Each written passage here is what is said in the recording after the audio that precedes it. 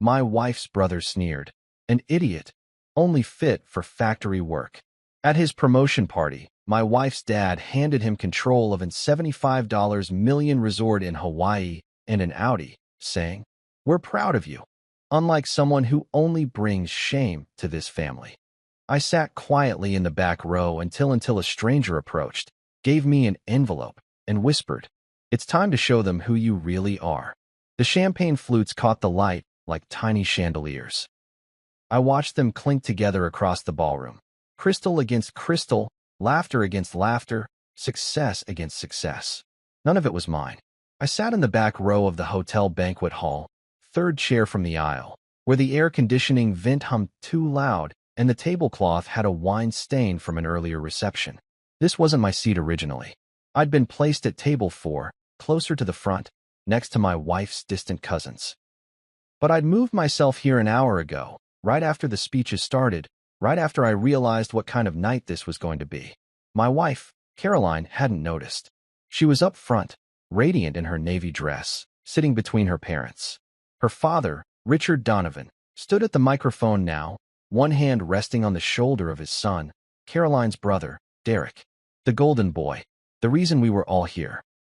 28 years old, Richard was saying, his voice booming through the sound system with the confidence of a man who'd never had to question his place in the world, and already vice president of operations. Most people spend their whole lives trying to reach the level my son achieved before 30. Applause rippled through the crowd. I didn't clap. My hand stayed in my lap, fingers interlaced, knuckles white. Derek grinned. That practiced, photogenic smile he'd perfected sometime between his MBA at Cornell and his first promotion at his father's hotel development company. He wore a charcoal suit that probably cost more than my monthly salary. His watch caught the light.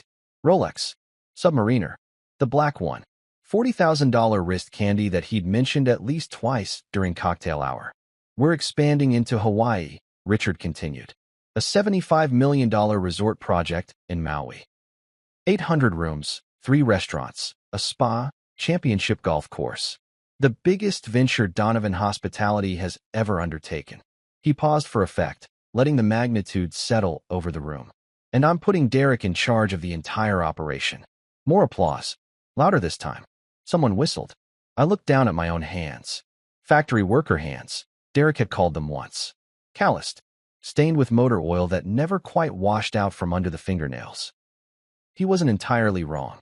I did work in a factory, or rather, I had worked in a factory years ago before everything changed. Before I met Caroline. Before I made choices I was still trying to understand. "Derek will be relocating to Maui next month," Richard said. "We've already arranged housing, a penthouse suite in the resort's residential tower. Ocean views, naturally." Chuckles from the crowd. "And because every executive needs reliable transportation." A projection screen behind the stage flickered to life. An image appeared. A sleek black Audi R8, parked against a sunset backdrop, its curves pornographic in their perfection. "The keys are already waiting for you in Hawaii," Richard said, turning to his son. "You've earned this, Derek. You've earned all of it. We're proud of you." Richard pulled Derek into an embrace.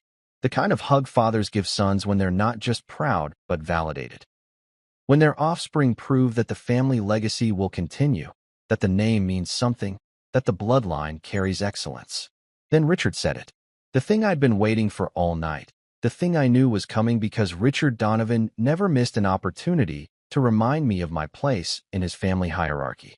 He didn't turn toward me, didn't look at my table in the back, didn't even acknowledge my existence directly. But his next words, delivered into the microphone with that same booming confidence, found me anyway. "We're proud of you, Derek. Proud in a way that parents hope to feel, but don't always get to." A meaningful pause. "Unlike some people who've joined this family, you've never brought us anything but honor. You've never made us question our judgment. You've never made us ashamed." The room went quiet for a heartbeat. Not silent. The air conditioning still hummed. Someone's phone buzzed. A server's shoes squeaked against the polished floor, but quiet enough that everyone knew exactly what had just happened. Caroline's shoulders tensed. I could see it from across the room, the way her spine straightened, the way her hand moved toward her water glass and then stopped halfway, uncertain. She didn't turn around, didn't look at me, but I knew she'd heard it. Everyone had heard it. Derek's grin widened, just a fraction. A millimeter of satisfaction that most people wouldn't catch, but I'd been watching him long enough to recognize his tells. This was the moment he'd been waiting for all night. Not the resort, not the Audi, but this. The public confirmation that he was the success, and I was the failure. The worthy son versus the disappointing son-in-law. He'd called me worse before, of course. Usually when he thought I couldn't hear, though sometimes he didn't bother with that courtesy. An idiot. That was his favorite. Only fit for factory work. That was the follow-up, the 1-2 punch of his disdain. He'd said it at Christmas dinner last year, loud enough for half the table to hear, when Caroline's aunt asked what I did for a living. He'd said it again at Caroline's birthday party in March, when someone commented on my quiet demeanor. He doesn't talk much because he doesn't have much to say. Factory work doesn't require complex thought. Caroline had defended me both times. Sort of. The kind of defense that's really an apology. He's just tired, he works long hours, he's not used to these big family gatherings. That somehow made me feel smaller than Derek's insults did. The speeches continued. Derek took the microphone and delivered remarks that were probably written by a PR consultant. Humble-sounding words about hard work and opportunity and family values that rang hollow when delivered by someone who'd never had to work hard for anything, never had an opportunity denied, never questioned whether his family would catch him if he fell. I stopped listening. Started thinking about the factory instead. The plant where I'd worked for 3 years, right out of high school. Third shift, automotive parts assembly. The kind of job that teaches you what your body can endure when your brain shuts off. 10-hour shifts of repetitive motion. The smell of machine lubricant and hot metal. The constant noise that made your ears ring even after you went home. The kind of job that Derek Donovan would consider beneath him, unworthy of a man with ambition. The kind of job I'd actually been good at. I'd worked my way up to line supervisor by year 2. Caught inefficiencies in the production sequence that saved the plant $40,000 in wasted materials. Trained new hires who went on to become shift managers themselves. It wasn't glamorous work, but it was honest, and I'd been proud of it. Then I met Caroline. She'd come to the factory for a college journalism project. A human interest piece about manufacturing jobs in the Midwest, something about the dignity of labor, or the forgotten American worker, or whatever thesis her professor had approved.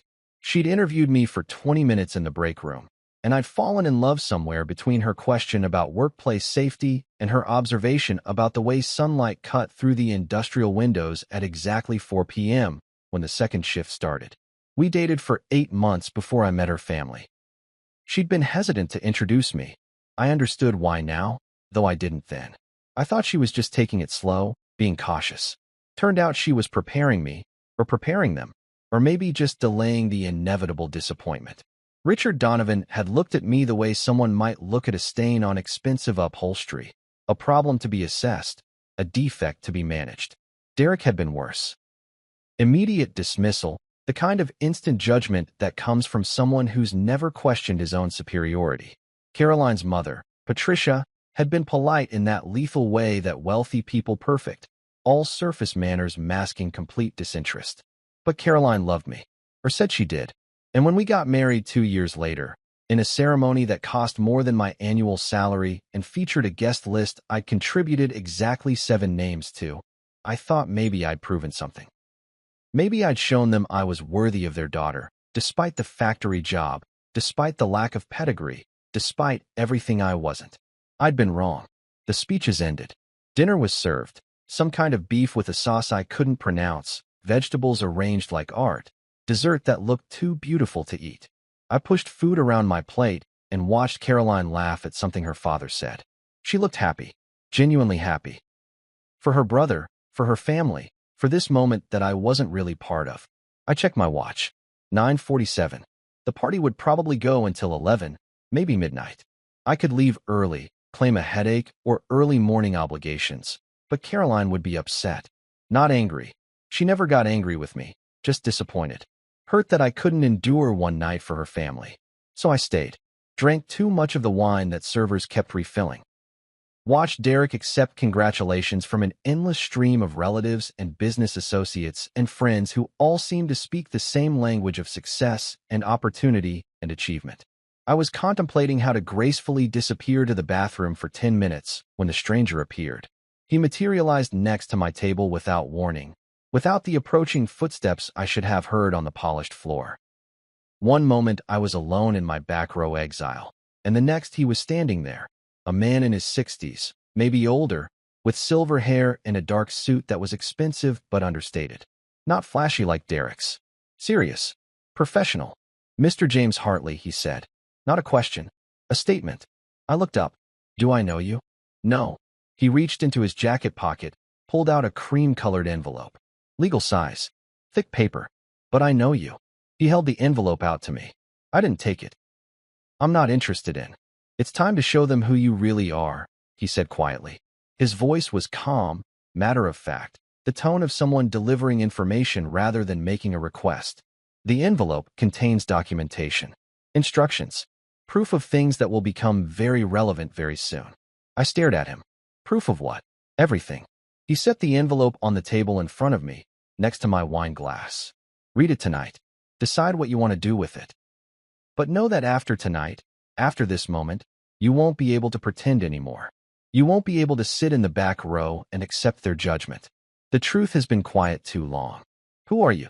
He smiled. Not warmly, but not unkindly either. "Someone who believes in accountability. Someone who thinks you've suffered their arrogance long enough." He glanced toward the front of the room, where Derek was posing for photos with his new car key fob. "Someone who knows that the Donovan family's success isn't quite as legitimate as they pretend." My heart started beating faster. "What do you mean?"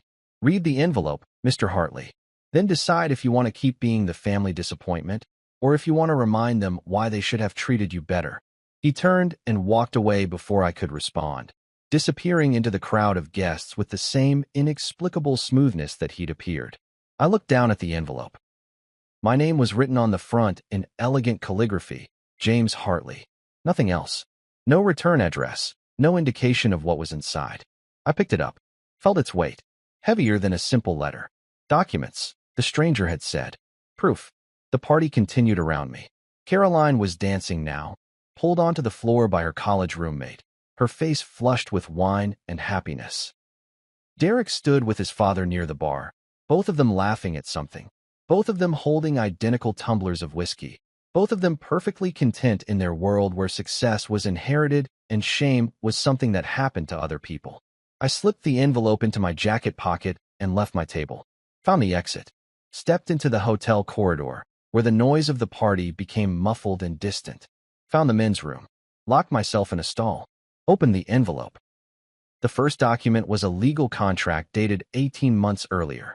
Donovan Hospitality Group, represented by Richard Donovan, CEO, entering into a development partnership with Kaena Properties LLC for the construction of a luxury resort in Maui, Hawaii. Projected cost, $75 million.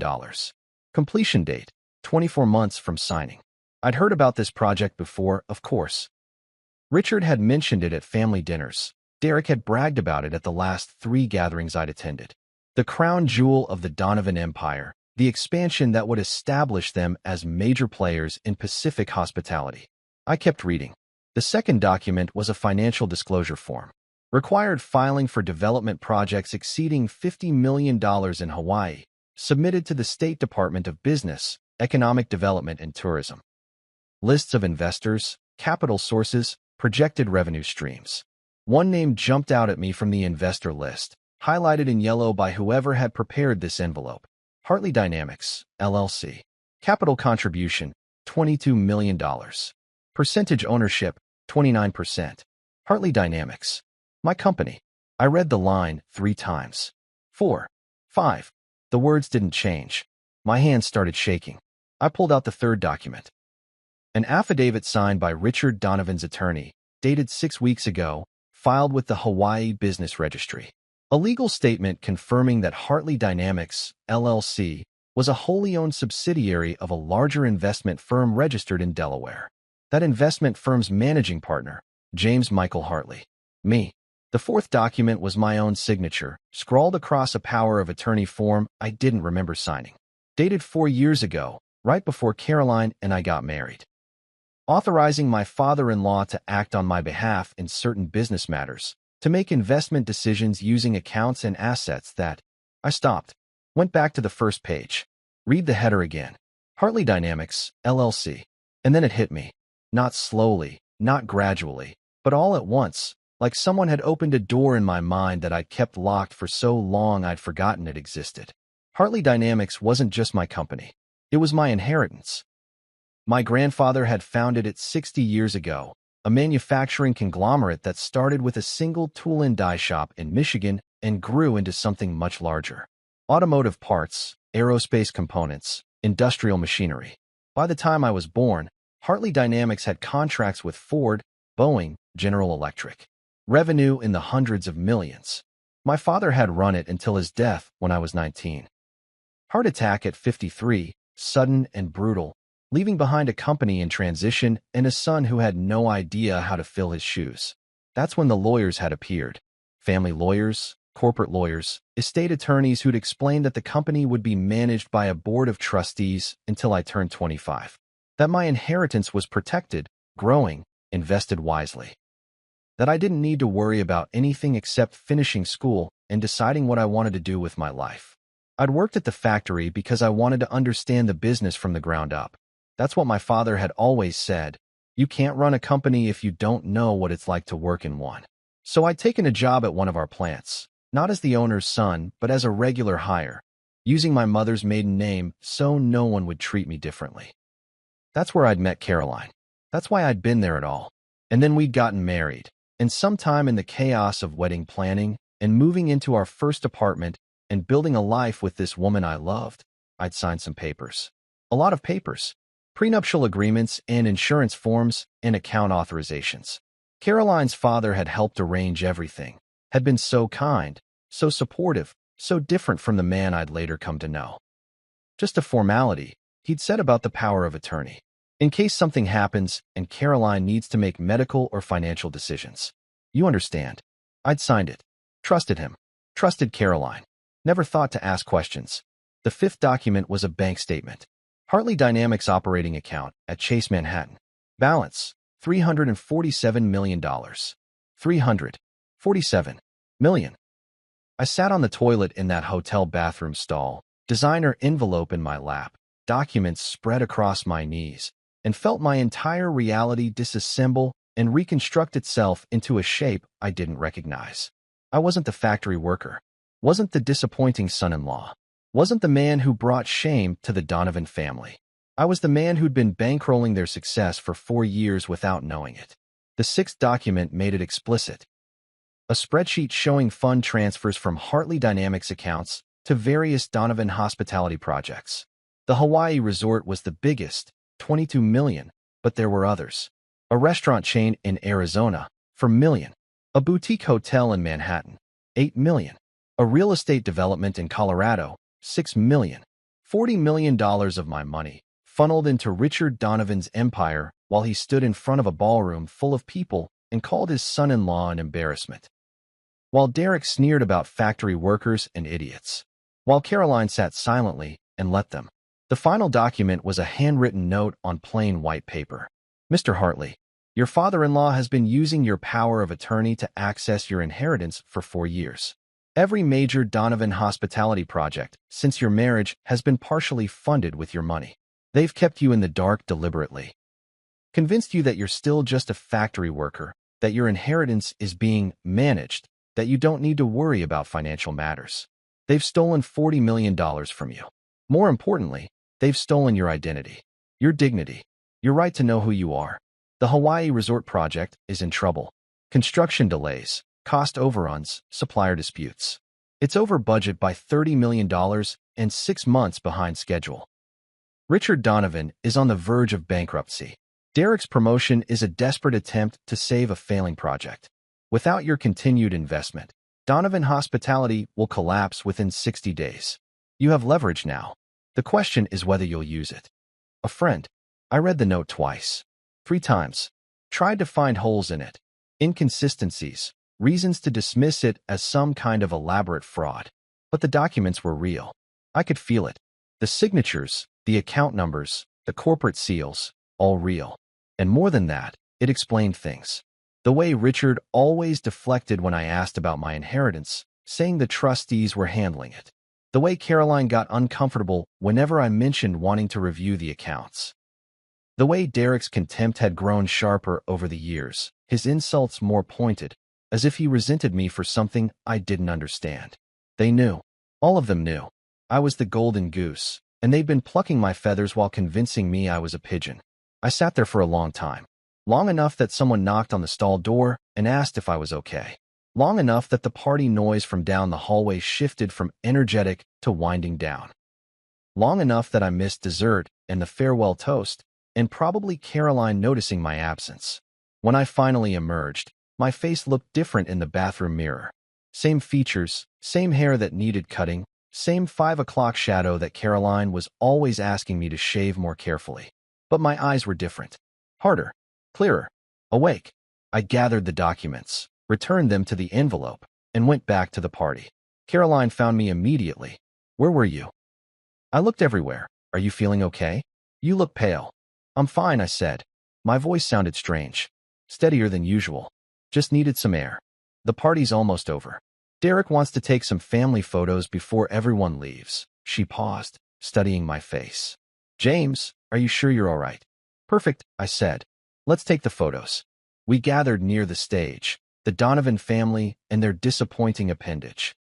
Richard in the center, Patricia on his right, Derek on his left holding his symbolic car key fob, Caroline next to her brother, me on the far end, where I always stood, the edge of the frame where I could be cropped out later if needed.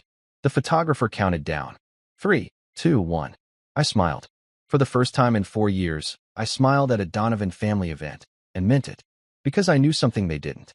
The game had changed, and I was about to start playing. Saturday morning arrived with the kind of sunshine that felt like mockery. I woke early, before Caroline, and lay in bed listening to her breathe. Soft, even, the sleep of someone whose conscience was clear. Or clear enough. Our apartment was in a converted warehouse in the Arts District, exposed brick and high ceilings that Caroline had fallen in love with immediately. It's so authentic, she'd said when we first toured it, running her hand along the original 1920s brick. So much character. We'd signed the lease that afternoon. I'd paid the deposit with money from my checking account, the account that held my factory salary, the money I earned from actual work, the only money I thought I had. Never mind that my real accounts, the ones I didn't know existed, could have bought the entire building without denting the balance. I got up carefully, trying not to wake her, and went to the kitchen. Made coffee, stood at the counter, and opened my laptop. Searched for Hartley Dynamics, LLC. The results populated immediately. Company website, professional and corporate. LinkedIn profile with 4,200 employees. News articles about manufacturing contracts and aerospace innovations. A Wikipedia entry that matter-of-factly stated, Hartley Dynamics is a privately held manufacturing conglomerate founded in 1965 by Michael Hartley, currently managed by a board of trustees on behalf of James Hartley, son of former CEO Robert Hartley. I clicked through to the company website. Found the About Us section. Read my own biography. James Michael Hartley, age 28, serves as the majority shareholder and beneficial owner of Hartley Dynamics. Mr. Hartley assumed ownership following the death of his father, Robert Hartley, in 2017. Currently, the company operates under the guidance of a trustee board, while Mr. Hartley pursues personal and professional development prior to assuming an active management role. Personal and professional development. That was one way to describe being kept ignorant of your own wealth while your in-laws embezzled millions. I opened a new search tab, Richard Donovan Hospitality. More results. The company website, significantly less impressive than Hartley Dynamics. Press releases about hotel openings and development projects. A Forbes profile from 3 years ago calling Richard a rising force in regional hospitality management. An industry publication ranking Donovan Hospitality as number 47 in mid-sized hotel development firms. I searched Maui Resort Donovan Hospitality Construction. The first result was a local Hawaiian news article from 2 weeks ago. Luxury resort project faces delays, community concerns. I clicked through. The proposed $75 million Kaina resort has encountered significant setbacks. according to sources close to the project. Originally scheduled to break ground in April, construction has been delayed repeatedly due to permitting issues, environmental assessments, and what insiders describe as financial restructuring. There are serious questions about whether Donovan Hospitality has the capital to complete this project, said one contractor who requested anonymity. We've seen payment delays, scope reductions, and constant requests to renegotiate terms. Representatives from Donovan Hospitality declined to comment for this story. I leaned back in my chair, felt the coffee mug warm against my palms. Financial restructuring, payment delays, serious questions about capital. That's what my $22 million was solving. Not funding Derek's success, propping up Richard's failure. You're up early. I turned. Caroline stood in the kitchen doorway wearing one of my old t-shirts and her hair in the messy bun she always did before her morning shower. Beautiful, even half awake. Especially half awake, when the careful polish of her family's world hadn't been applied yet. Couldn't sleep, I said. Are you still thinking about last night? She moved to the coffee maker, poured herself a cup. I know Dad's speech was, he didn't mean it the way it sounded. How did he mean it? She didn't answer right away. Took a sip of coffee, bought herself time. He's just really proud of Derek. Sometimes he gets carried away when he's celebrating someone. It's not about you. Unlike some people who've joined this family, I quoted. Pretty sure that's about me. He's old-fashioned. He doesn't understand. She stopped. Started again. You know how he is about traditional career paths. The hospitality business is all he knows. He doesn't see the value in other kinds of work. Factory work. Any work that's not hotels. She set her mug down, came around the counter, touched my arm. I'm sorry. I should have said something last night. I should have defended you more. It's just, it was Derek's night, and I didn't want to make it about us. About us. As if my public humiliation was a couple's issue, something we both contributed to equally. It's fine, I said. It's not fine. I can see it's bothering you. Her eyes were concerned, genuine. This was the Caroline I'd fallen in love with. The woman who actually gave a damn about my feelings, who wasn't a Donovan by choice, but by birth. Do you want to talk about it? I looked at her. Really looked. Tried to see past my anger to the woman I'd married. Tried to decide if she was complicit or oblivious, manipulative or manipulated. Did you know? I asked. Know what? About my inheritance. About Hartley Dynamics. About what your father has been doing with my accounts. The color drained from her face so fast I saw it happen in real time, like watching someone realize they've been caught in a lie before they've even opened their mouth. I don't. What are you? Yes or no, Caroline? Did you know? She stepped back from me, put the counter between us again. Her hands were shaking. Who told you? That was all the answer I needed. It doesn't matter who told me. What matters is that it's true. She closed her eyes, took a breath. When she opened them again, she looked tired, the kind of tired that has nothing to do with sleep. It's not what you think. What I think is that your family has been stealing from me for 4 years. They haven't been stealing. What would you call taking $40 million from my accounts without my knowledge or permission? It's not. You don't understand how these things work. It's investment. Partnership. Your money has been earning returns. My money has been propping up your father's failing company. She flinched. That's not fair. Fair. I heard my voice rising, couldn't stop it. You want to talk about fair? Fair is your brother calling me an idiot at family dinners. Fair is your father announcing to a room full of people that I'm an embarrassment. Fair is me sitting in that factory every day thinking I need to save money, thinking I need to prove myself, thinking I'm lucky your family tolerates me at all. While the whole time I'm the one funding their success. James, did you know? I asked again. When we got married, when I signed that power of attorney, did you know what it meant? What they were going to do? She looked at me, silent. And in that silence, I found my answer. Oh my God, I laughed, bitter and sharp. You knew from the beginning. It wasn't like that. Then what was it like, Caroline? Explain it to me. Use small words, since I'm only fit for factory work. Stop it.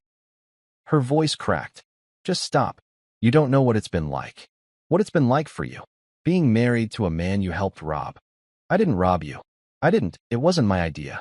Dad said it was temporary, said the trustees had approved it, said you'd signed off on everything. I signed off on a power of attorney for medical emergencies. Not a blank check for your father's entire business operation. She was crying now, tears running down her face, but I couldn't find sympathy. Couldn't reach past the anger that was crystallizing in my chest like ice forming on a window. Why? I asked. Why didn't you tell me? Because I love you. She said it desperately, like the words could fix this. Because I knew if you found out, you'd leave. You'd think I only married you for your money. Did you? No. God, no. I love you, James. I have always loved you. The money wasn't. It doesn't matter to me. But it mattered enough to keep secret. She didn't answer. I closed my laptop. Stood up. I'm going out. Where? I don't know. Away. I need to think. James, please, we need to talk about this. We just did. Now I need to not look at you for a while. I grabbed my jacket and left before she could respond. Took the stairs down to the street. Walked without direction. Let my feet carry me through the city while my mind tried to process everything that had broken apart overnight. The morning was cold. October in the Midwest, the kind of day where summer was finally admitting defeat and fall was establishing dominance. Leaves skittered across the sidewalk. The coffee shops were full of people reading newspapers, typing on laptops, living normal lives where their spouses hadn't been lying to them for years. I ended up at the river, stood on the walking path and watched the water move, dark and steady, indifferent to human problems. My phone buzzed. Caroline, texting, please come home. We need to talk. I'm so sorry. Then another. I know you're angry. You have every right to be. But please don't make any decisions right now. Please just come home and let's figure this out together. Then another. I love you. I turned the phone off. Kept walking. Hours passed. I bought a sandwich from a food truck and didn't taste it. Sat on a bench and watched joggers pass. Tried to decide what I was going to do. The documents in the envelope had been clear. Without my continued investment, Donovan Hospitality would collapse. Richard's empire was built on my money, and once I withdrew that foundation, everything would crumble. I could destroy them. One phone call to the trustees, one letter to my attorney, and I could pull every dollar out of their reach. Cancel the Hawaii resort. Bankrupt the company. Watch Richard's pride shatter along with his portfolio. Watch Derek realize that his promotion was meaningless, his Audi was repossessed, his big opportunity was actually just the last gasp of a dying enterprise funded by the man he'd been mocking for years. Watch Caroline. I stopped, looked at my phone. Still off. Caroline, who'd lied to me, who'd known, who'd chosen her family's financial security over my right to know the truth about my own life.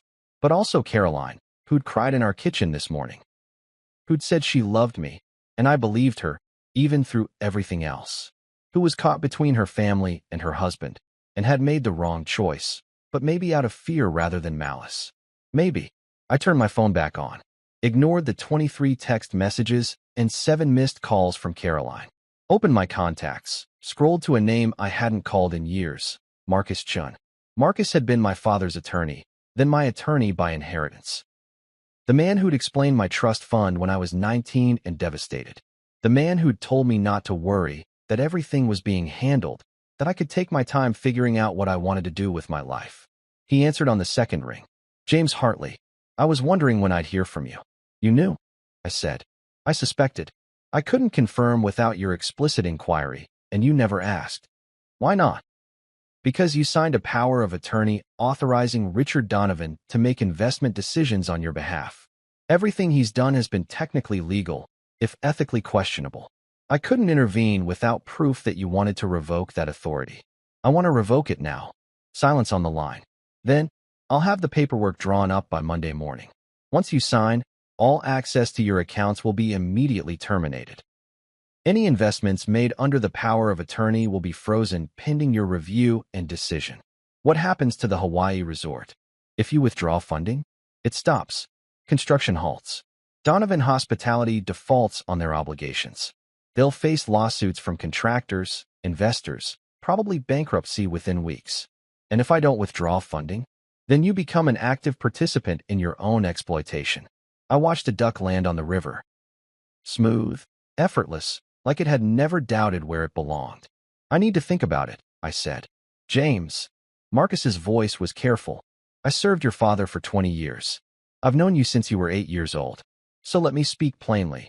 Whatever you decide to do about the money, do not let them continue to treat you as less than you are. You're not a factory worker who married up. You're the heir to one of the most successful manufacturing companies in the country. Don't let anyone, not even your wife, convince you otherwise." "She knew," I said. "Caroline, she knew the whole time. Then she made a choice. Now you need to make yours." I ended the call, sat on that bench until the sun started setting, until the October cold seeped through my jacket and my fingers went numb. When I finally went home, Caroline was waiting in the living room. She'd been crying. Her eyes were red, her face blotchy. She stood up when I walked in. "I'm sorry," she said immediately. "I'm so sorry. You're right about everything. I should have told you. I should have stopped them. I chose wrong. And I—" "Stop," I said. She stopped. "I need you to understand something," I said. "From this moment forward, you don't get to make choices about my money, my company, or my life without my knowledge. You don't get to keep secrets that benefit your family at my expense. You don't get to stand by while your father and brother treat me like I'm worthless. I know. I won't. I promise. I'm not finished." I set my keys on the counter. "I'm revoking your father's power of attorney. Everything he's invested from my accounts is now under my direct control. That means the Hawaii Resort Project is mine to decide about. Your father's company is mine to decide about. And whether you and I stay married is mine to decide about." She looked like I'd slapped her. "James, I need time. I need space. I need to figure out who I am when I'm not being lied to." I moved toward the bedroom. "I'll be sleeping in the guest room. Don't try to change my mind. Don't send your family to talk to me. Just give me time." I closed the door before she could respond, lay down on the guest bed, and stared at the ceiling. Thought about revenge. Thought about justice. Thought about the difference between the two, and whether I cared. Marcus's office was downtown, 42nd floor, floor-to-ceiling windows that turned the city into a miniature model of itself. I'd been here before, right after my father died, when everything was paperwork and condolences and decisions I wasn't ready to make. The office looked the same. Marcus looked older, more gray at his temples, deeper lines around his eyes, but his handshake was firm, and his gaze was direct. "Let's get straight to it," he said, gesturing to a conference table covered in documents. "I've prepared a complete financial overview of your accounts, your company's current status, and Richard Donovan's investment activity over the past 4 years." I sat down, started reading. The numbers were staggering. Hartley Dynamics annual revenue, $420 million. Net profit, $68 million. My personal accounts, separate from the company, $347 million in liquid assets, plus real estate holdings valued at another $90 million. I was worth $500 million. While I'd been worrying about whether I could afford a nicer apartment, Richard has been treating your accounts as his personal venture capital fund, Marcus said, pointing to a spreadsheet. He's invested $42 million from your accounts into Donovan hospitality projects over 4 years. The Hawaii Resort is the largest single investment at $22 million, but there are 11 other projects ranging from $3 million to $8 million each. Are any of them profitable? 2. The Arizona restaurant chain is performing moderately well, about 4% annual return. The Manhattan Boutique Hotel is breaking even. The rest are either underwater or barely treading water. And Hawaii? Marcus pulled out a separate folder. Disaster. The project is over budget by $37 million.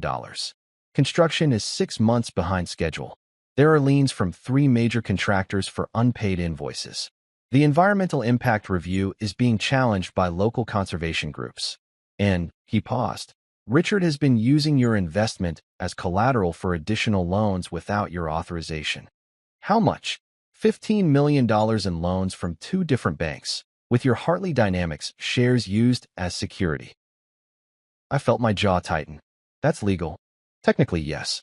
The power of attorney you signed gave him broad authority over investment decisions and asset management. He's been creative in interpreting that authority, but a good attorney could argue he stayed within the letter of the agreement, even though I had no idea what he was doing. Unfortunately, ignorance isn't the same as lack of consent. You signed the document. He acted under it. The fact that you didn't read the fine print, or that he misrepresented its scope, is ethically damning but legally murky. I pushed back from the table, stood up, walked to the window, and looked out at the city below. What are my options? 3 primary paths, Marcus said. First, you can revoke the power of attorney and withdraw all funding immediately. This will cause Donovan Hospitality to collapse, likely within 30 days. Richard will face bankruptcy, possibly legal action from other investors and contractors. Your investment will be mostly lost. You might recover 20% through asset liquidation, but the rest is gone. Option 2. You can maintain the current arrangement, but take active control. Become a voting board member of Donovan Hospitality. Supervise the Hawaii project directly. Force Richard to operate transparently. This salvages your investment, potentially generates returns eventually, but ties you to your in-laws professionally for years.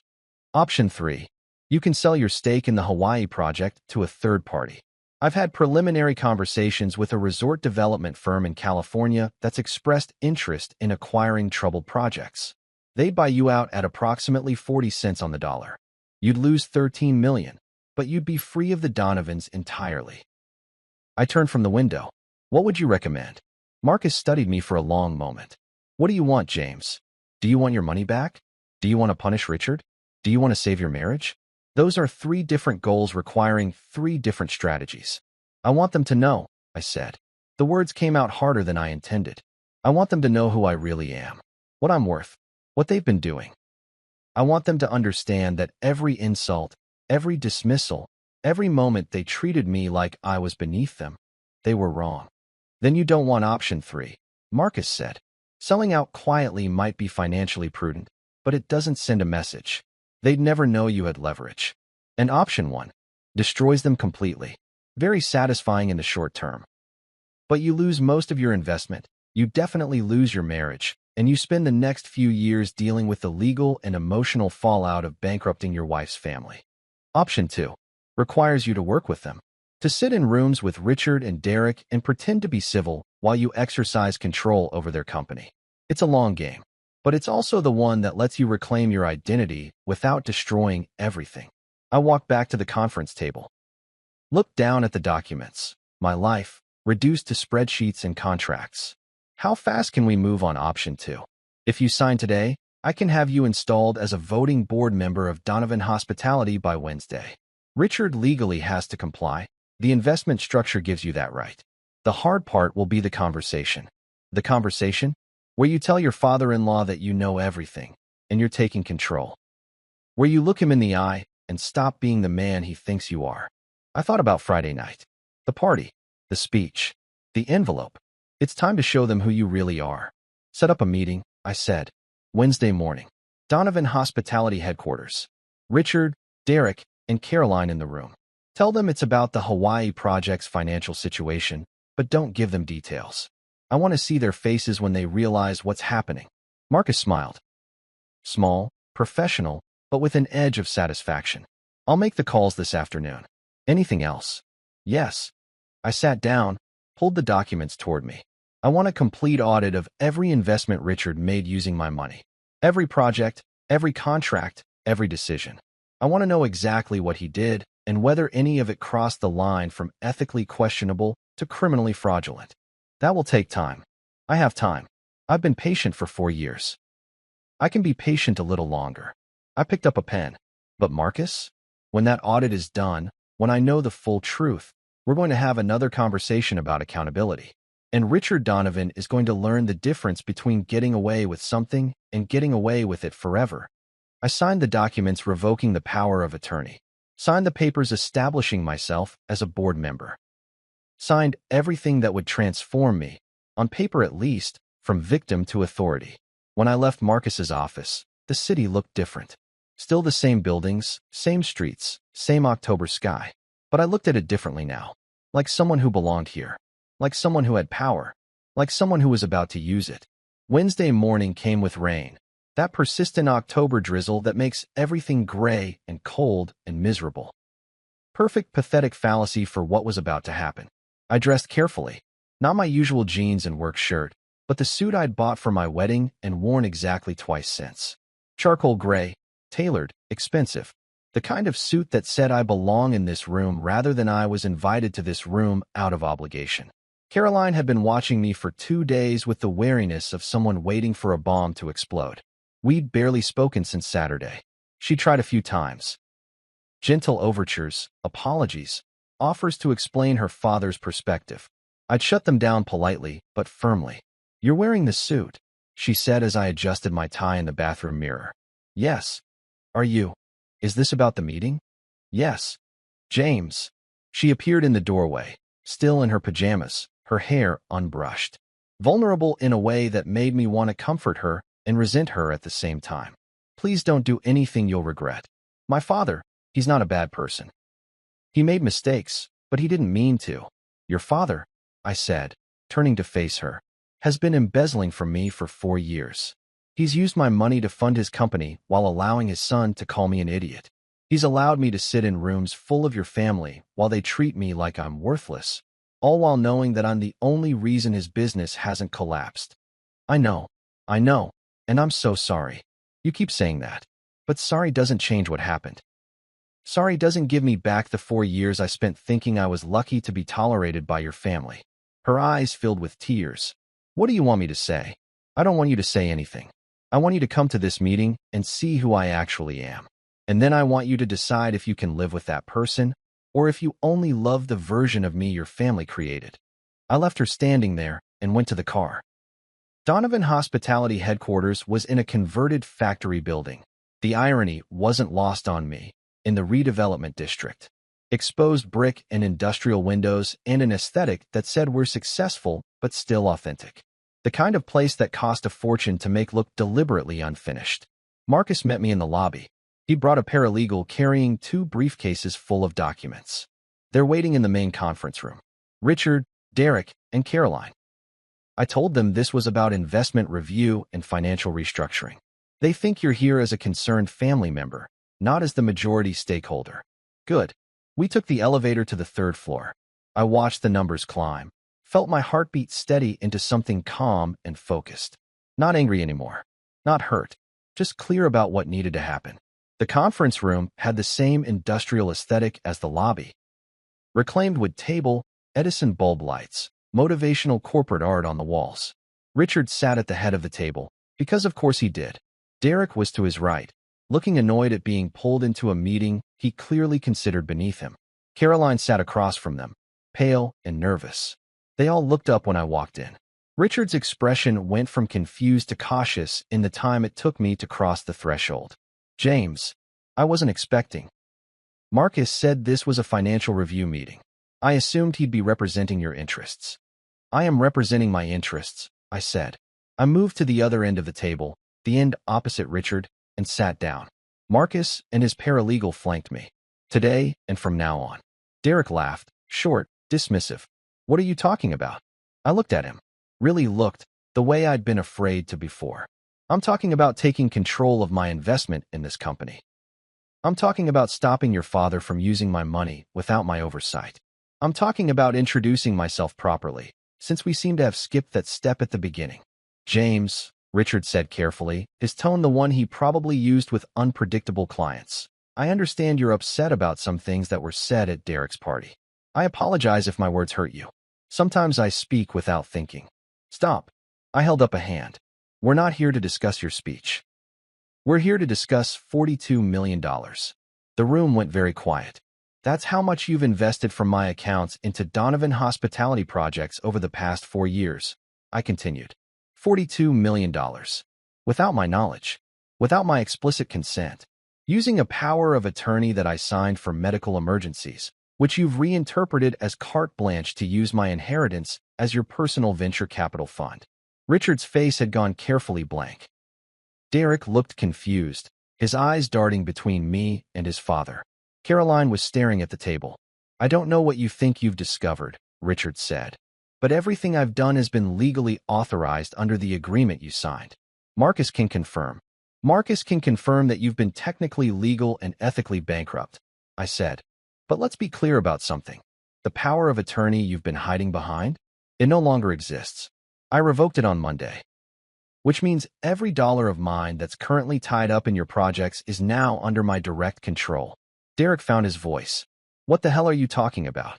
"He's talking about Hartley Dynamics," Marcus said, opening one of the briefcases. "Perhaps you gentlemen aren't familiar with it.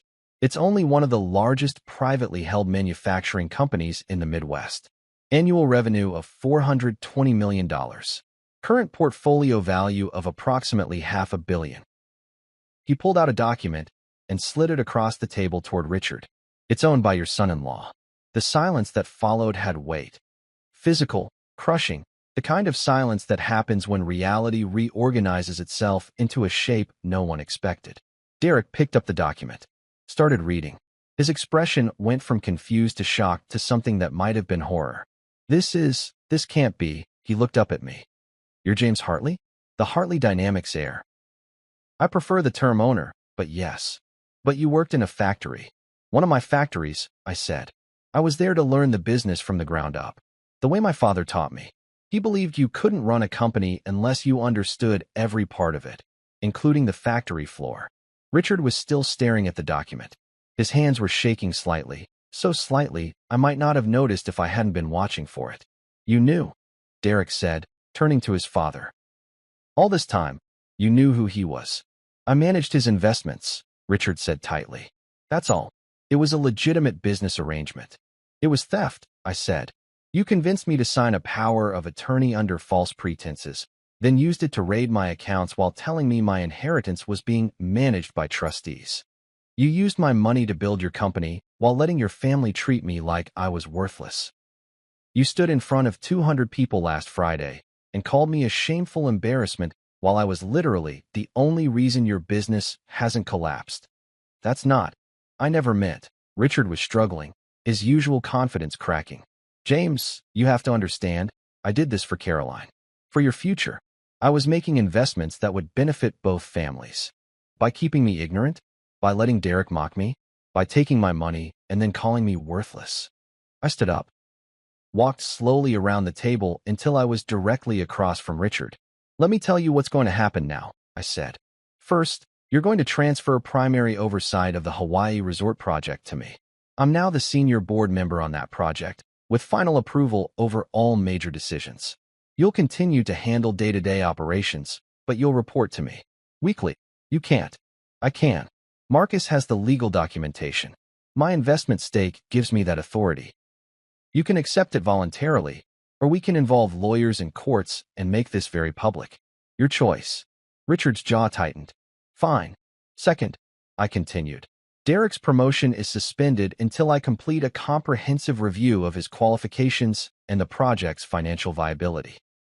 He'll remain in his current position until I determine whether he's actually capable of running a $75 million development, or if his promotion was just nepotism covering for your company's desperation. Derek's face went red. Are you kidding me? Third, I said, not looking at him, keeping my eyes on Richard. You're going to call a family meeting. All the Donovans who were at that party on Friday night. You're going to tell them who I really am. You're going to explain that you've been using my money to fund the family business.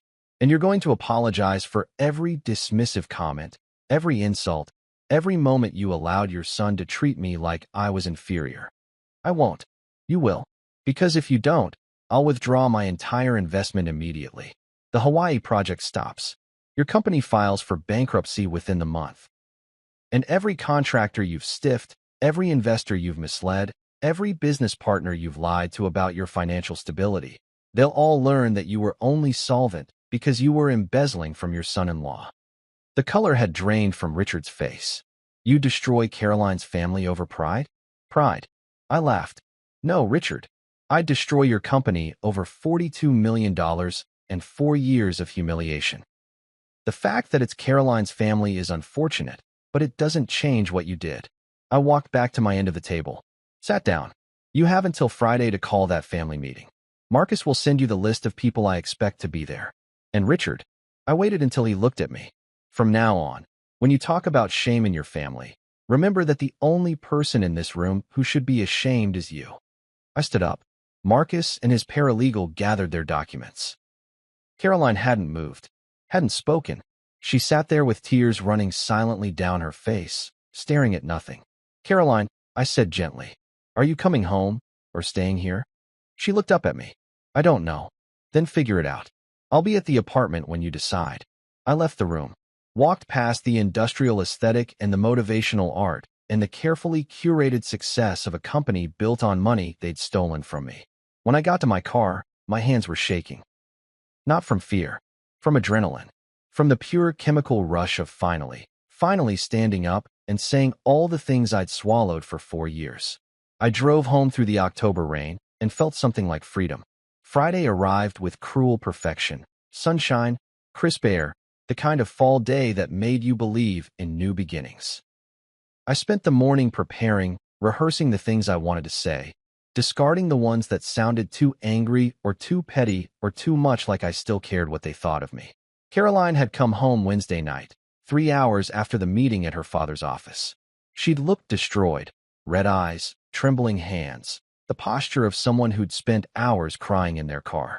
We'd talked, sort of, the kind of conversation where everything important is said in the spaces between words. She was sorry.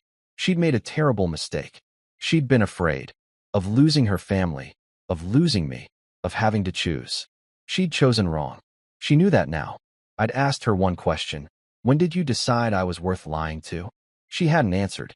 Now we sat in my car outside her parents' house. A colonial revival in the suburbs, white pillars and black shutters, and a lawn that was always perfectly manicured. The kind of house that said we have money without being vulgar about it. Last chance to change your mind, Caroline said quietly. About what? About doing this. About humiliating them. She gestured helplessly. All of it. I'm not trying to humiliate anyone. I'm trying to establish the truth. The truth will humiliate them. You know that. Then maybe they should have thought about that before they decided to humiliate me for 4 years. She didn't respond. We got out of the car. The house was full.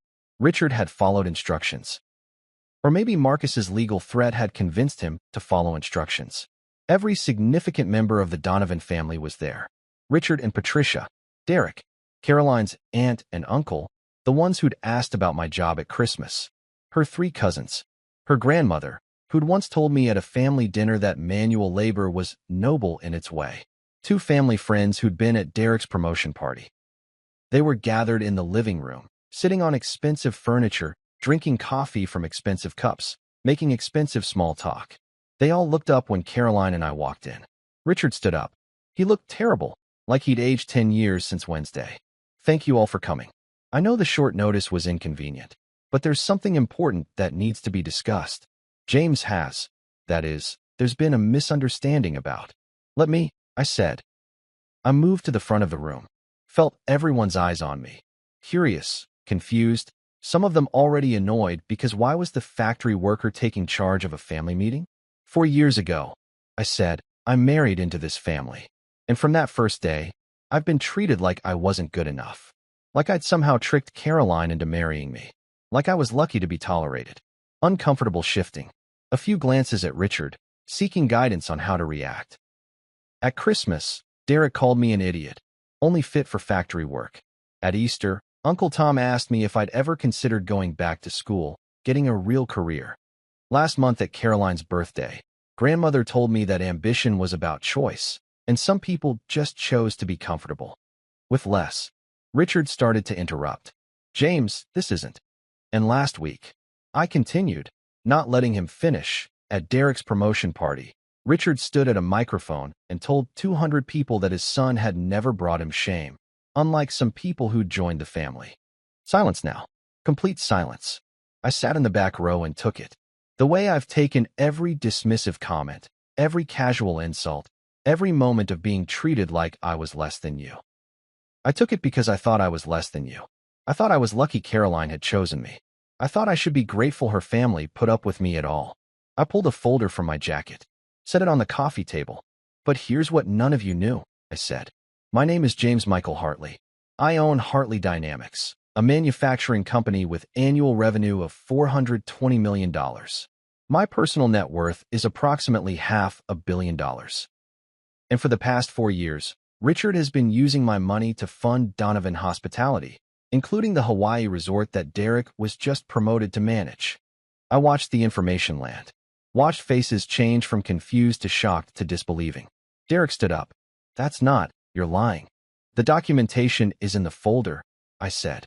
Corporate filings, bank statements, investment records. Everything Marcus Chun, my attorney, prepared for your review.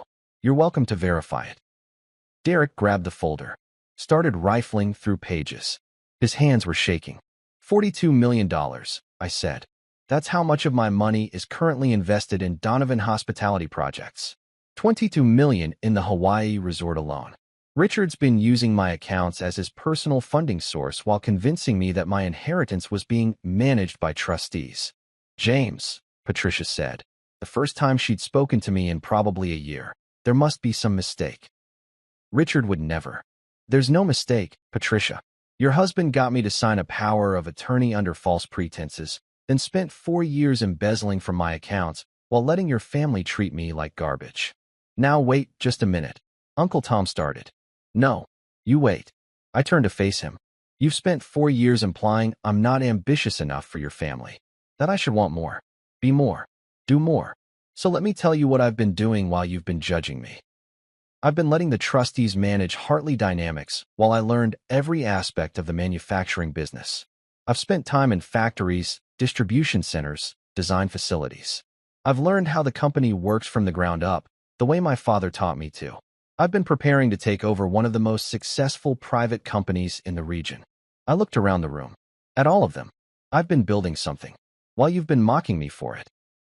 Grandmother set down her coffee cup with a sharp click. Richard, is this true? Richard sat heavily in his chair. Didn't answer. Is this true? Yes, he said quietly. But it's not. I didn't mean for it to be. James authorized me to make investments on his behalf. Did he know? She demanded. Did he know who he was when he signed that authorization? He had just gotten married. I thought it was better not to. You thought it was better to steal from him. Her voice was ice. You thought it was better to use him while letting Derek mock him. While letting all of us mock him. She stood up, walked directly to me. I owe you an apology, she said. A profound one. I've been cruel to you based on assumptions that were entirely wrong. I'm sorry. She held out her hand. I shook it. One by one, others followed. Uncle Tom, Aunt Sarah, Caroline's cousins, looking mortified. The family friends, awkward and apologetic. Derek didn't move, didn't apologize. He stood there with the folder still in his hands, staring at the documents like they'd betrayed him personally. You let me, he said finally. You let me call you an idiot. Let me treat you like you were nothing. What? Because I wanted to see what kind of people you were, I said. I wanted to know if your character would show through when you thought there were no consequences. And what did you learn? That you're exactly the person you seem to be. Mean. Entitled. So secure in your superiority that you never questioned it. He took a step toward me. You manipulated all of us. I existed honestly. You're the ones who made assumptions. Boys. Patricia's voice cut through the tension. That's enough. She looked at her son. Derek, apologize. I'm not. Apologize. Now. Derek's face went through several expressions. Anger, humiliation, resentment. Finally, I'm sorry. He forced the words out like they physically hurt. For calling you names. For treating you badly. For everything. It wasn't sincere, but it was something. I turned to Richard. And you? He looked up at me. There were actual tears in his eyes, whether from shame or fear, or just the stress of everything collapsing. I couldn't tell. I'm sorry, James. I'm profoundly sorry. I thought I was helping. I thought I was making good investments with your money. I never meant to hurt you. You stood at that party, I said quietly, and called me a shame to your family. While I was the only reason your company hadn't collapsed. While my money was funding your son's promotion. While everything you claimed to have built was actually built on my inheritance. I know, and his voice broke. I was wrong. About everything. About you. About what you were worth. He stopped. Started again. If you want to withdraw your investment, I'll understand. I deserve that. But please, James, please don't punish Caroline for my mistakes. I looked at my wife. She sat on the couch, tears streaming down her face, watching her family's world reconstruct itself around a truth she'd helped conceal. That's not my decision, I said. Caroline's the one who has to decide if we stay married. Because she knew, Richard. She knew what you were doing, and she didn't tell me. She chose your financial security over my right to know the truth. Caroline's mother went pale. Caroline. I'm sorry, Caroline whispered. I'm so sorry. I thought if James knew, he'd leave me. He'd think I only married him for his money. And I didn't. I swear I didn't. I love him. I've always loved him. But I was scared, and Dad said it was temporary, said it was just good business, and She broke down completely. Her mother moved to comfort her, wrapping her in arms, whispering things I couldn't hear. I stood there feeling nothing and everything at once. Vindication. Anger. Grief. Satisfaction that they finally knew. Emptiness that knowing had come at this price. I haven't decided what I'm doing about the investment, I said to Richard. Marcus is conducting a full audit of every project you've funded with my money. When that's complete, I'll decide whether to maintain my stake, restructure it, or withdraw completely. Until then, I'm the senior board member on the Hawaii project, with final approval over all major decisions. And Derek's promotion? Someone asked. Suspended pending review. If he's actually qualified to run a $75 million resort development, we'll confirm the promotion. If not, I shrugged. We'll find him something more appropriate to his actual skill level. I picked up my jacket. That's all I came to say. Some of you apologized. That matters. Some of you didn't. I looked at Derek, which also tells me what I needed to know. I walked to the door. Caroline stood up. James, wait. I turned. I'm going home. You're welcome to come with me or stay here. It's your choice. But Caroline, I waited until she looked at me. If you come home, we're going to have a real conversation. The kind we should have had 4 years ago, before you decided to lie to me. And you're going to have to decide if you can live with the person I actually am, or if you only love the person you helped your family create. I left before she could answer. She came home 3 hours later. Found me on the balcony, watching the sunset turn the October sky purple and gold. I choose you, she said quietly. I choose the real you. Even if you never forgive me, even if this marriage is over, I choose to know the truth. I choose to stop lying. I didn't turn around. Your family's business is going to survive. I'm not that vindictive, but things will change. Your father will report to me. Derek will have to prove he deserves his position. And everyone in that room will remember that the person they treated like garbage was actually the person keeping them afloat. I know. And you? I said, finally turning to face her. You're going to have to live with the fact that when it mattered, when I needed you to choose between your family's secrets and my right to know the truth, you chose them. She was crying again. I know. I hate myself for it. Every day, James. Every single day. Good. I meant it. You should. Do you still love me? I looked at her. This woman I'd married. This woman who'd betrayed me and lied to me and still somehow managed to be the person I wanted to come home to. I don't know, I said honestly. Ask me again in 6 months. After we've both figured out who we actually are. She nodded. Accepted it. What else could she do? We stood there on the balcony as darkness fell, two people trying to figure out how to rebuild a marriage built on lies into something that might, possibly, someday be built on truth instead. I didn't know if it would work, but for the first time in 4 years, I knew I'd stop accepting less than I deserved. And that, at least, was a beginning. April in Maui is everything October in the Midwest isn't. Warm sun, clear water, air that smells like plumeria, and ocean salt. I stood on the construction site of the Kaina Resort, watching heavy machinery reshape the landscape into something that would, eventually, justify $75 million of investment. My investment. The spa building is ahead of schedule, Derek said, consulting his tablet. And we're under budget on the restaurant complex by about 7%.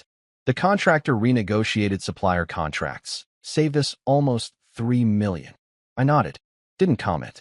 Made him wait. The penthouse tower has hit a small permitting issue with the county, he continued. But our attorney thinks it'll resolve within 2 weeks. We might lose 5 days of construction time, but nothing critical. And the environmental group's lawsuit? Settled. We agreed to expand the artificial reef project and fund a marine conservation program. Adds $400,000 to the budget, but it bought us community support and positive press coverage. I turned to look at him. You handled that negotiation? Yes, with Dad's oversight, but yeah, I handled it. 6 months ago, Derek would have said, I crushed that negotiation, or I owned those environmentalists. Now he just stated facts and waited for my evaluation. Progress. Good work, I said. He looked surprised, like he hadn't expected approval. Thanks. We walked through the site together. Derek pointed out progress on various buildings, explained timeline adjustments, mentioned cost-saving innovations. He was good at this. I'd learned that over the past 6 months. Underneath the arrogance and entitlement, he actually understood hotel development. He just needed someone to challenge him, to make him prove his competence instead of assuming it. That someone, apparently, was me. Your dad's coming out next week for the quarterly review, I said. Make sure you have updated projections for the soft opening timeline. He'll ask, will you be there? Yes. This is my $75 million. I'm there for every major review. Derek nodded. James, can I ask you something? Go ahead. Why didn't you destroy us? After everything, the things I said, what my dad did. You could have pulled funding and walked away. You would have lost money, but we would have lost everything. Why didn't you? I thought about it. Revenge would have felt good for about 10 minutes. Then I'd have spent years dealing with the consequences. Legal battles, family destruction, a divorce I didn't actually want. This way, I get my investment back. Your family learns to treat me like a human being, and I get to watch you actually earn the position your father handed you. Is that all? No. I stopped walking. Looked at him directly. I also wanted you to know what it feels like to have someone hold power over you. To have your success depend on someone else's approval. To wonder if you're actually good enough, or if you're just being tolerated. His face flushed. That's pretty harsh. Yes, it is. But you'll be a better person for it. We continued the site tour. By the time we finished, the sun was setting over the Pacific, turning the ocean into liquid gold. Derek was heading back to his hotel, but I had one more stop. Caroline was waiting at the penthouse suite. Our penthouse suite, the one Richard had promised Derek would be his. That had been one of my first executive decisions. If anyone was living in the resort's luxury housing, it would be the majority investor. Derek could keep the Audi. I got the ocean view. She was on the lanai with a glass of wine, watching the sunset. When she heard me, she turned and smiled. How was the site visit? Good. Derek's doing well. Ahead of schedule on most benchmarks. That must kill you, admitting he's competent. A little. I sat down next to her. But I'm adjusting. These past 6 months had been the hardest of my life, and also somehow the best. Caroline and I had done therapy, individual and couples. Hours of unpacking the lies, the choices, the fear that had driven both of us to accept a marriage built on fundamental dishonesty. It hadn't been pretty. There had been screaming fights and cold silences and nights where I'd wondered why I was bothering to salvage this. But there had also been honesty. Real honesty, the painful kind that strips away pretense and forces you to look at yourself clearly. Caroline had faced her complicity in her family's exploitation. I'd faced my own passivity, my willingness to accept mistreatment because I thought I deserved it. We'd both had to become different people. I talked to my father today, she said. He wanted to know if we're coming to Sunday dinner. Are we? I don't know. Do you want to? I thought about it. Your grandmother makes excellent pot roast. Caroline laughed, genuine, surprised. That's your criteria? Pot roast. It's a significant criteria. Then yes. We'll go. She reached for my hand. They're trying, James. I know it doesn't erase anything, but they are trying. They were. Richard had been professional, deferential, everything he should have been 4 years ago.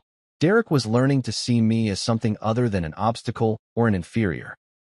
Patricia had actually apologized, properly, without caveats. The rest of the family had followed suit. Grandmother had invited me to lunch last month, just the two of us, and spent 2 hours asking real questions about Hartley Dynamics, about my father, about my plans for the company. She'd treated me like someone worth knowing. It was late, but it was something. I'm going back to Michigan next month, I said. Marcus thinks it's time I started taking an active role at Hartley Dynamics. The trustees have done well, but the company needs direction. How long will you be gone? 3 weeks, maybe 4. I need to meet with the board, review operations, start transitioning into actual leadership. I looked at her. I'd like you to come with me. Really? Really? You're my wife. And I paused, finding the right words. I want you to see the company. See the factories. Meet the people. Understand the thing your family used without ever bothering to know what it actually was. She squeezed my hand. I'd like that. We sat in silence for a while, watching the last light fade from the sky. Do you love me yet? She asked quietly. Or should I wait another 6 months to ask? I turned to face her. I love you. I've always loved you. But love isn't enough, Caroline. We both know that now. Then what is enough? Trust, I said. Honesty. treating each other like equals instead of one person doing the other a favor by existing. And I pulled her closer, being willing to do the work even when it hurts. We've done a lot of work. We have, and we'll do more. I kissed her forehead. But I think we're going to make it. You think? I'm a realist. Sue me. She laughed, rested her head on my shoulder. Together we watched the stars emerge over the Pacific, two people who'd almost destroyed each other learning how to build something real instead. It wasn't the ending I'd imagined when I opened that envelope 6 months ago, but it was honest. And after 4 years of lies, honest was enough. The resort opened 18 months after that October night when a stranger handed me an envelope and changed my life. December in Maui. Tourist season, perfect weather, every room booked for the grand opening weekend. I stood at a microphone in the main lobby, looking out at a crowd of 300 guests, investors, and press. Richard and Derek were in the front row. Caroline stood to my left, wearing the blue dress she'd worn to Derek's promotion party. Different woman now, different marriage, different everything. Thank you all for coming, I said. The Kaena Resort represents an 18-month journey from concept to completion. $75 million, 800 rooms, 3 restaurants, a world-class spa, and a championship golf course. It's the largest single project Donovan Hospitality has ever completed. Polite applause. But more than that, I continued, it represents what's possible when people learn to work together honestly. When families stop hiding behind pretense and start treating each other with respect. When success is built on truth instead of secrets. I caught Richard's eye. He nodded slightly, acknowledgement, maybe gratitude. This resort wouldn't exist without Richard Donovan's vision and Derek Donovan's execution. But it also wouldn't exist without something else, accountability. The willingness to admit mistakes, make amends, and do better. I paused. Let the words settle. 2 years ago, my relationship with this family was built on lies. They didn't know who I really was. I didn't know what they were doing. And everyone was pretending that everything was fine, even though it wasn't. Then someone forced the truth into the open, and everything fell apart. The crowd was very quiet now. This wasn't the typical corporate ribbon-cutting speech. But falling apart was the best thing that could have happened, I said. Because you can't build something real on a foundation of lies. You have to clear away the pretense first. Destroy the false version before you can create the true one. I looked at Caroline. She smiled, small, nervous, but genuine. The Kaena Resort is what we built from those ruins. It's proof that truth, even painful truth, creates space for something better. That accountability and honesty and doing the work can transform destruction into creation. I raised my glass. So here's to new beginnings. To truth. To family that earns the name. And to resorts that open on time and under budget. Laughter. Applause. The crowd relaxed. The ceremony continued. Formal remarks from local officials, a traditional Hawaiian blessing, the literal ribbon cutting with comically oversized scissors. By the time it ended, my face hurt from smiling and my hand hurt from shaking others. Caroline found me on the terrace afterward, watching the sun set over the golf course. That was quite a speech, she said. Too much. No. It was perfect. Honest. I'm trying this new thing where I say what I actually think. She laughed, wrapped her arms around my waist. How's that working out for you? So far? Pretty well. We stood there together, watching the sky turn colors that didn't have names. Your father asked if I'd consider making Donovan Hospitality a permanent partner for Hartley Dynamics corporate housing needs, I said. We're expanding into 3 new cities next year. That's about $60 million worth of business over 5 years. What did you say? I said I'd consider it. If Derek sends me a formal proposal, with actual cost projections and competitive analysis. You're going to make him work for it. Obviously. But also, he's earned the right to try. Caroline was quiet for a moment. Then, I'm proud of you. For what? For handling all this with more grace than any of us deserved. For being the bigger person when you had every right not to be. For, she gestured at the resort. For building something good from something terrible. We built it, I corrected. Both of us. Together. After I lied to you for 4 years. After we both made mistakes. After we both learned better. I kissed her. I'm not interested in keeping score anymore, Caroline. We either move forward together, or we don't move at all. Together, then. Together. That night, there was a private dinner for family and close friends. Just 30 people in the resort's best restaurant. Course after course of food I couldn't pronounce. Wine that cost more than my first car. Grandmother stood up to make a toast halfway through the meal. "I'm 93 years old," she said, her voice still strong, still commanding. "I've seen a lot of family drama in my time. Scandals and betrayals and feuds that lasted decades." She looked around the table. "But I've rarely seen a family learn from its mistakes the way this one has." She raised her glass toward me. "James, you could have destroyed us. You had every right to. Instead, you gave us a chance to be better, to earn your respect instead of expecting it. To learn that character isn't inherited, it's built through choices." She paused. "We're grateful, all of us, and we're better people for knowing you." "Hear, hear," someone said. Everyone drank. Derek stood up next. "I'm not good at this," he said. "Apologies. Emotions. Any of it." But he looked at me. "You were right. About everything. I was arrogant. Entitled. Mean. I thought I was better than you because of my last name and my degree and my—" He gestured vaguely. "Everything. And you let me think that. Let me show you exactly who I was when I thought there were no consequences." He swallowed hard. "It's been humbling. Having to prove myself to you. Having to earn what I thought I deserved automatically. But I'm better at my job now.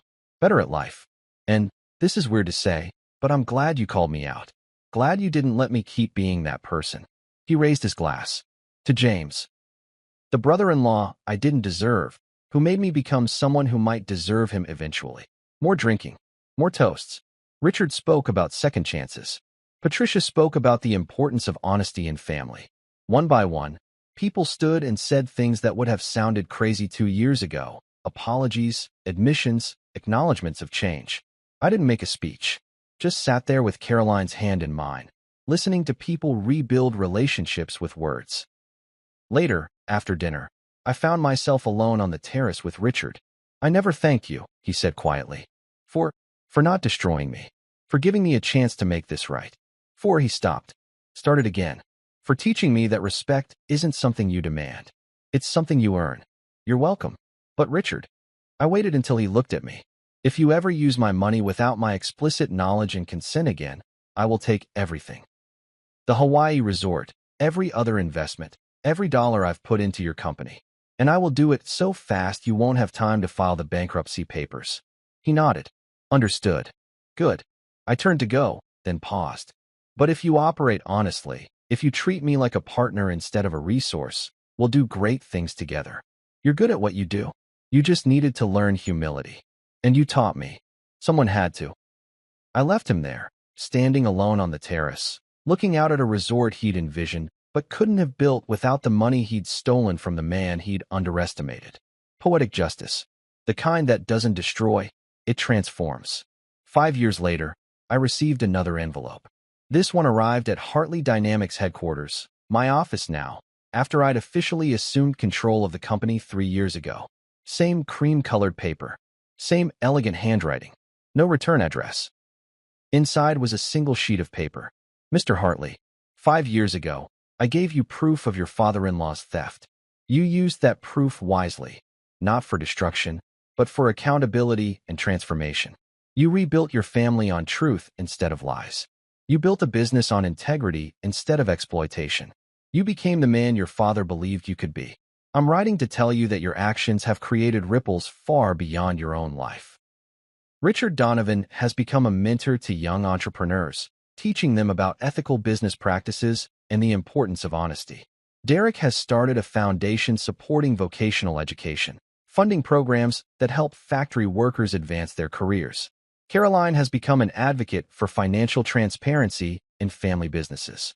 You didn't just reclaim your inheritance. You reclaimed your family's character. I'm proud of you, James. Your father would be proud of you too. A friend. I read the letter 3 times. Looked for clues about who'd sent it, who'd known my story, known what my father-in-law was doing, cared enough to intervene. Found nothing. But that night, when I went home to the house Caroline and I had bought last year, real house, not an apartment, with a yard and a mortgage and space for the family we were planning to start, I told her about the letter. "Do you ever wonder who sent the first envelope?" she asked. "All the time." "What do you think they wanted?" "Really?" I thought about it. I think they wanted to see if I'd use power for destruction or transformation, if I'd take revenge or build something better. And, and I think I passed the test. She kissed me. You definitely passed. Later, I framed the letter and hung it in my home office, next to a photo from the Cayena Resort's grand opening. Caroline and me, Richard and Derek, all of us smiling at something beyond the camera's frame. A family that had learned to be honest. A business that had learned to be ethical. A man who'd learned that knowing who you are is more powerful than anything anyone can take from you. Sometimes I still think about that October night. The party, the insults, the moment when a stranger handed me an envelope and whispered, "It's time to show them who you really are." I showed them, not with anger, not with destruction, with truth. And truth, it turns out, is the most powerful weapon of all. Not because it destroys people, but because it gives them a chance to become something better than they were. They took that chance. We all did. And from those ruins, we built something real.